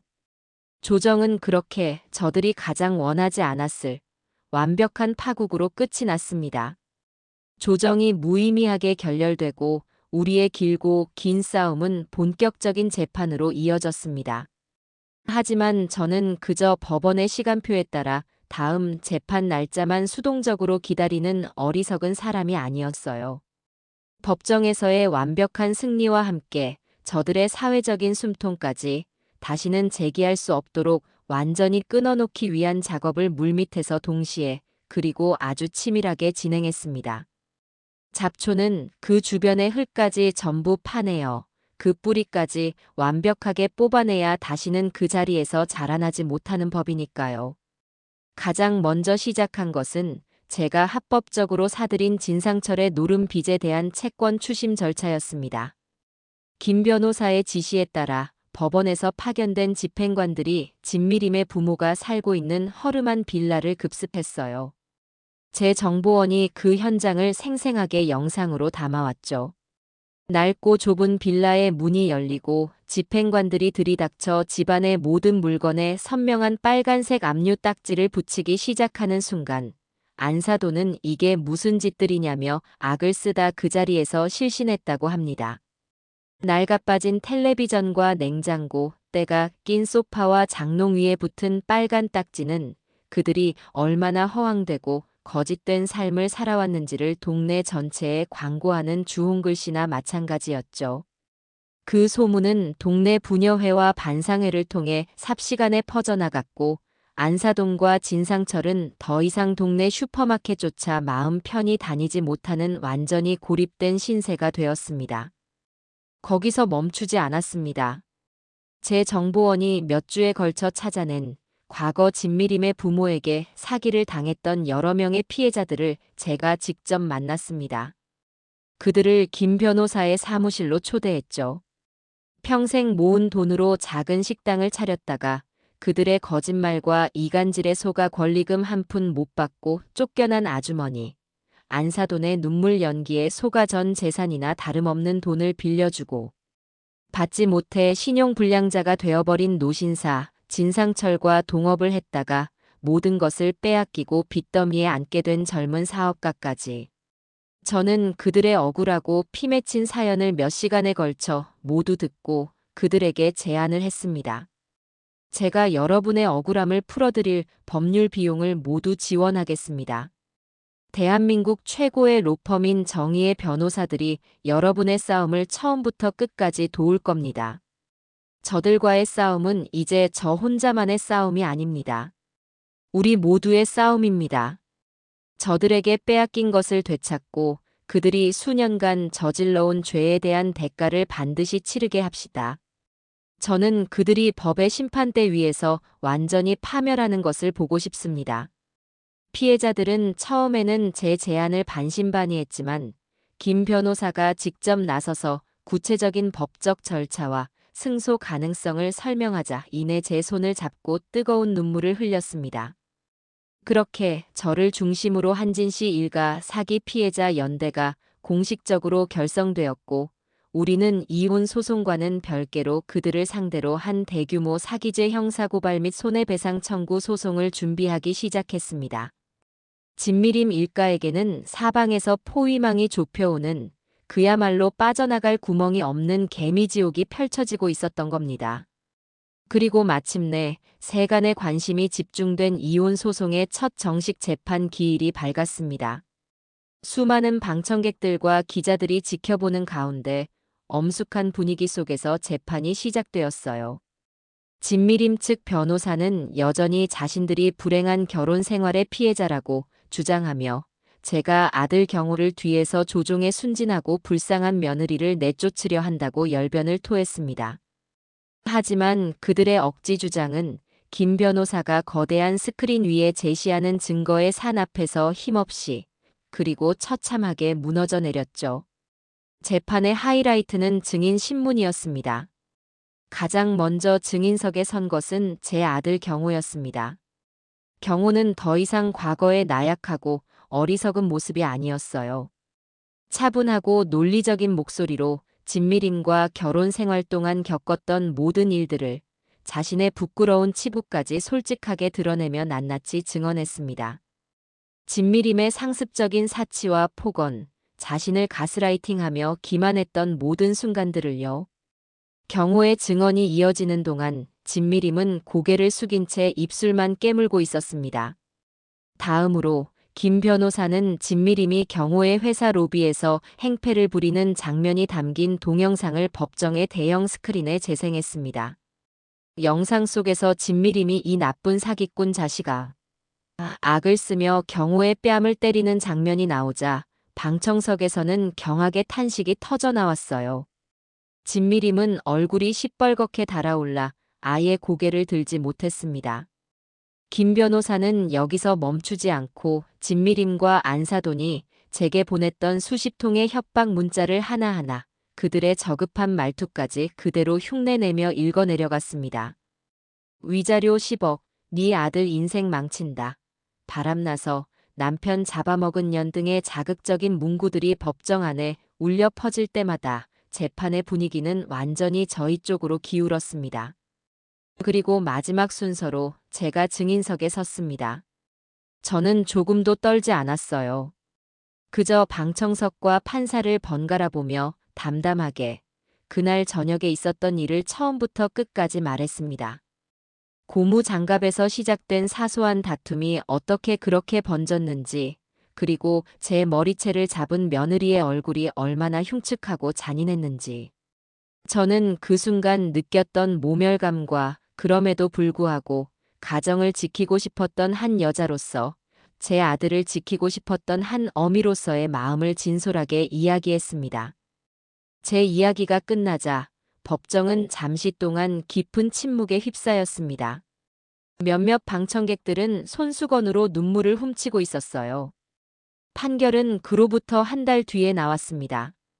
결과는 더할 나위 없이 완벽한 우리의 대승리였어요. 판사는 피고 진미림의 유책 사유를 모두 인정하여 이혼을 판결했고, 진미림은 위자료는커녕 단 한 푼의 재산 분할도 받지 못하게 되었습니다. 오히려 그녀가 저와 경호에게 입힌 정신적, 물질적 피해에 대한 위자료로 2억 원을 배상하라는 판결이 내려졌죠. 30억을 청구해서 2억을 받은 것이 적다고 생각할 수도 있겠지만, 아니요. 그건 전혀 중요하지 않았습니다. 중요한 것은 대한민국의 법이 저들의 죄가 얼마나 무겁고 추악한지를 만천하에 공표했다는 사실이었으니까요. 판결이 내려지는 순간 진미림은 법정에서 말도 안 돼 소리를 지르며 오열하다 쓰러졌고, 안사도는 저를 향해 이 악마 같은 년, 너도 똑같이 당할 거야 라며 저주를 퍼붓다가 법정 경위들에게 질질 끌려나갔습니다. 저는 그 모든 광경을 옥좌에 앉은 여왕처럼 미동도 없이 차가운 눈으로 지켜봤습니다. 이제 모든 것이 끝났다고 생각했지만 아니요. 아직 한 가지가 더 남아 있었습니다. 저들의 뿌리까지 완전히 뽑아내어 다시는 이 땅에 발붙이지 못하게 만드는 마지막 정리 작업이 말이죠. 이혼 판결이 내려진 후 진미림과 그 엄마의 삶은 걷잡을 수 없이, 그리고 아주 빠른 속도로 무너져 내렸습니다. 2억 원이라는 거액의 위자료 판결과 함께 제가 채권을 사들여 압박하던 아버지의 노름빚, 그리고 다른 피해자들이 연대하여 제기한 대규모 사기 소송까지 한꺼번에 터져 나오자 그들 가족은 그야말로 파산이라는 나락으로 떨어졌죠. 압류 딱지가 붙었던 허름한 빌라에서는 결국 쫓겨나 뿔뿔이 흩어졌고, 진미림은 위자료와 밀린 빚을 마련하기 위해 그토록 자신의 분신처럼 아끼던 명품 가방과 옷, 구두들을 중고 장터에 헐값으로 팔아넘겨야 했습니다. 한때는 화려하고 반짝였던 그녀의 삶은 그렇게 한여름 밤의 허무한 꿈처럼 사라져버렸어요. 그들이 다른 사람들의 눈물을 발판 삼아 쌓아 올렸던 모든 것이 이제는 그들 자신의 눈물이 되어 그들을 덮치고 있었습니다. 어느 날 저녁, 저는 모르는 번호로 걸려온 전화를 받았습니다. 목소리를 듣지 않아도 알 수 있었어요. 진미림의 엄마였습니다. 그녀는 예전에 기세등등하고 아나무인이던 모습은 온데간데 없이 전화기 너머로 거의 울부짖듯이 제게 매달렸어요. 사부인 아니, 우현미 대표님. 제가 다 잘못했습니다. 제가 정말 죽을 죄를 지었습니다. 제 딸 미리미는 지금 밥도 못 먹고 매일 울기만 합니다. 저도 길바닥에 나앉게 생겼어요. 제발 저희 딸과 저희 가족 좀 살려주세요. 이렇게 비참하게 모든 것을 잃게 될 줄은 꿈에도 몰랐습니다. 제발 소송 좀 취하해 주시고 저희에게 마지막 자비를 베풀어 주세요. 평생 은혜는 잊지 않겠습니다. 저는 그녀의 비굴하고 역겨운 애원을 아무런 감정의 동요 없이 듣고만 있었습니다. 그리고는 조용히 하지만 얼음보다 더 차가운 목소리로 대답했죠. 자비요? 당신들이 내 아들의 인생을 담보로 사기를 치고 내 가정을 파괴했으며 한 인간으로서의 내 존엄을 짓밟았던 것을 생각하면 나는 아직 제대로 된 복수를 시작도 하지 않았습니다. 당신들이 지금 겪고 있는 고통은 당신들이 지난 수년간 남들에게 저질렀던 죄에 대한 당연한 대가일 뿐입니다. 앞으로 남은 인생 동안 당신들이 남에게 주었던 상처와 고통을 매일 밤 곱씹으며 살아가세요. 그것이 내가 당신들에게 베푸는 마지막 자비입니다. 그리고 다시는 제게 연락하지 마십시오.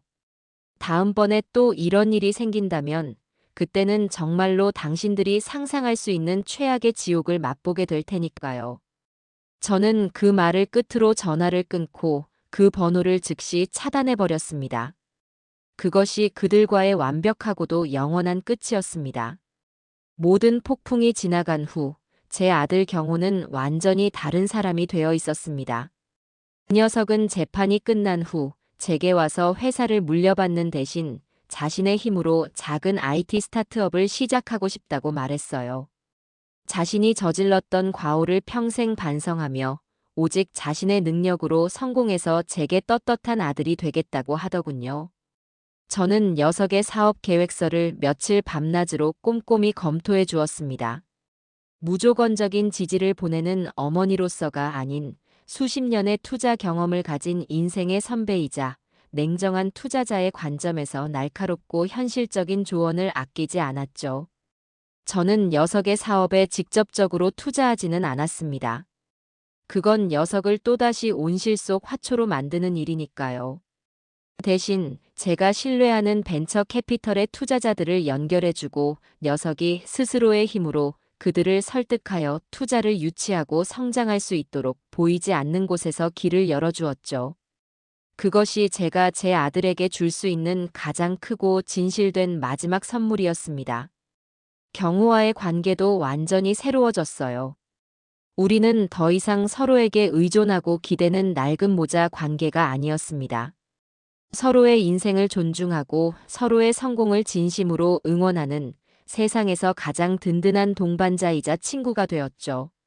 이제 우리는 주말마다 함께 밥을 먹고 서로의 사업과 인생에 대해 조언을 구하며 예전과는 비교할 수 없을 만큼 깊고 단단한 신뢰를 쌓아가고 있습니다.